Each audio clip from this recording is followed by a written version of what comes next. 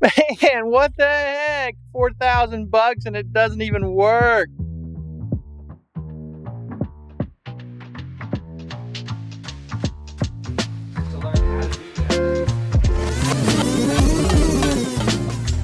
Alright, so hey, we're all set up. We've got our little camera set up here. We're going to go ahead and get the time lapse going. And we got a little spot here in the yard. That's where we're going to put the tent. So we're going to make a game up. We're going to see how fast we can put it up. And at the same time, we are going to test out the time lapse on this new Canon R5. So I hope it works correctly. We'll see.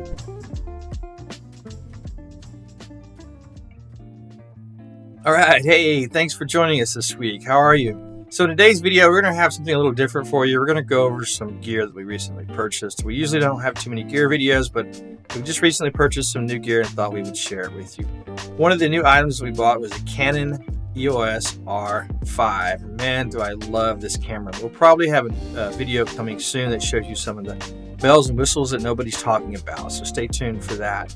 So one of the new features I was looking forward to in the R5, it's been around in a lot of cameras, but in the EOS R we don't have it, and the 1DX2 we don't have it. Those are my other two cameras that I currently use. So that feature is photo time lapse. So in EOS R, it's a tongue twister, you do have movie time lapse, but you don't have photo time lapse. In the 1DX2 you don't have any time lapse at all. The R5 has both movie and photo time lapse, so I'm very excited to see that. Now, why would I need photo time lapse as a landscape photographer? Well, I do like to do videography also. You'll see some time lapses in some of my videos, but I also, when you're doing photography as far as like trying to capture lightning or to capture a certain scene at the right exact moment, that's where photo time lapse can help out a great deal.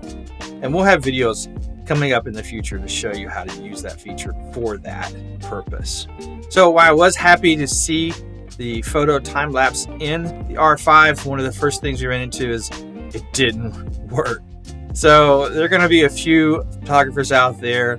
You're going to be just like me. You're going to get a brand new camera, pay a lot of money for it, and it's not going to work. So of course that's aggravating, and I want to help you with that. There is a bug in the firmware. Not a big deal. Surely it's not on purpose. I'm sure they'll fix it in future firmware releases.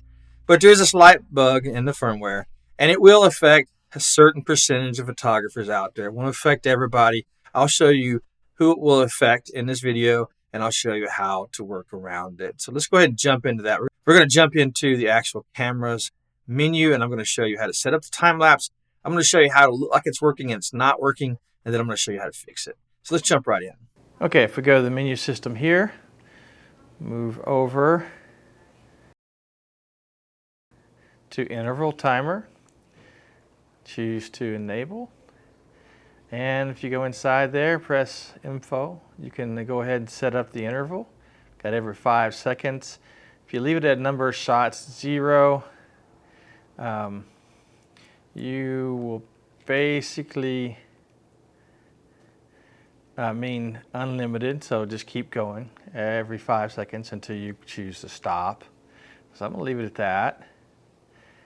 Now if I go to the shutter mechanical, I can probably hear the shutter mechanical not working if I'm paying attention. But if you just so happen to have it on electronic, you may not even hear it not working. So it really depends on how much you're paying attention and which mode you have it on. So I have it set here. I'm going to go back. And I'm going to click record. So I'm going to go ahead and take a shot. And you can see here it's timing down. It's blinking. You see how it's blinking there? So again. And there it goes again. So it's like it's blinking each time. It looks like it's actually doing it because you can see the screen flashing there. But let me go ahead and stop it.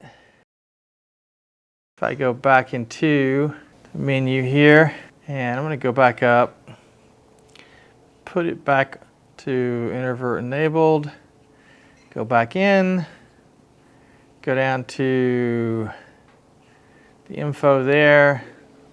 Let's say I want to do 5 shots. Okay, so it kind of misled us in that last time. Kind of misled us to think it was going because it was blinking. What will happen if I do this now? So I'm going to go ahead and click the button to start. Oh, went down 1, timer's blinking. Oh, went down to 3, timer's blinking. Oh, went down to 2, timer's blinking. Went down to 1, timer's blinking. Went down to 0. All right. All right, so hey, that is 2 different ways you can set it up in your menu. You can set it up to a certain count, or you can set it to be unlimited, just continue until you stop it. And that is how you set it up. It is set up correctly. That's the menu system you do use to set it up. And you can also use it in electronic shutter mode or mechanical shutter mode. That doesn't matter. It works in both. So what was the problem? Well, it indeed doesn't work. If you were to set that up and set it up correctly and leave it for 30 minutes and come back and you're trying to capture a beautiful scene, well, you just missed it. So how do you make it work?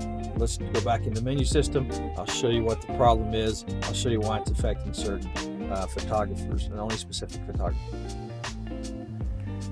Okay, if I go down to customize buttons, now I'm on my shutter button here and click on that. You see how I've got metering equals start. Well, that's the problem. So many of us who are taking time lapses won't have this problem. The time lapse will work for you, but there's going to be a few of us where the time lapse is not going to work. And if you're not familiar with it, well, it's just going to throw you off. You'll have no idea. So what's one of the first things that some of us photographers do when we start messing around with our new camera? Well, we set up our settings just like our old camera.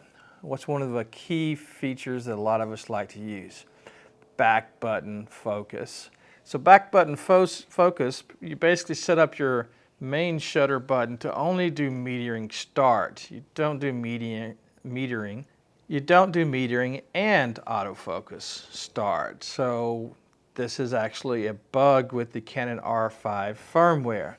Not a big deal. You can easily work around it. You just have to know what you're looking for, know what the bug is, and hopefully they'll update it in the next firmware.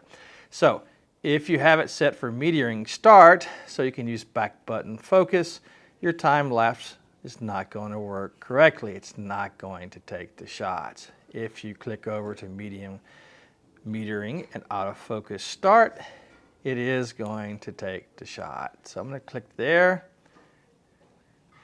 Yeah, I've got it set.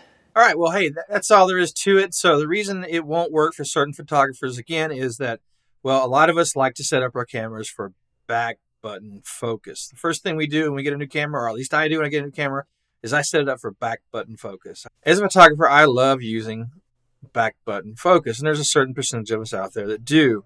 And the first thing you're going to do is set up your camera to use back button focus.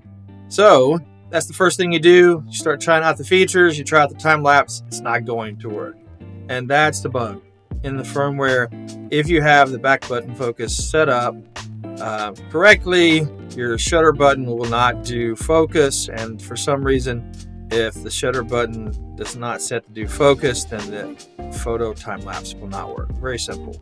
So the fix is, well, disable your back button focus, make your shutter button change the setting to actually do autofocus plus metering, not just metering. So not a big deal.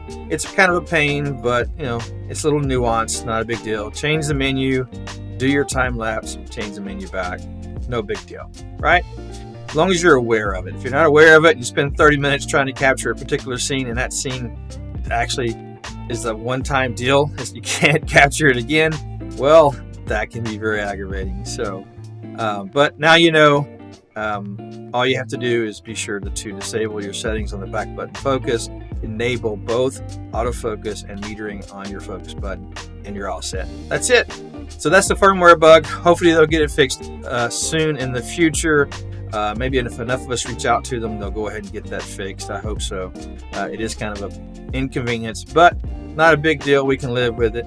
So that's it for this week. I just wanted to share that with you. If you get a new R5, that is the way to fix the actual photography time-lapse mode. Hope that helps. Hey, if you like this video, click like. And if you haven't subscribed yet, click subscribe. We're going to have new videos coming soon on the EOS R5. Some of the bells and whistles that a lot of people aren't mentioning. And If you did not check out our previous video where we visited Colorado and took landscape photos there, check it out. It's a great video. I'll put a link above for that. You'll love it, I guarantee you. Thanks for joining. We'll see you again next week. Have a great week. Bye.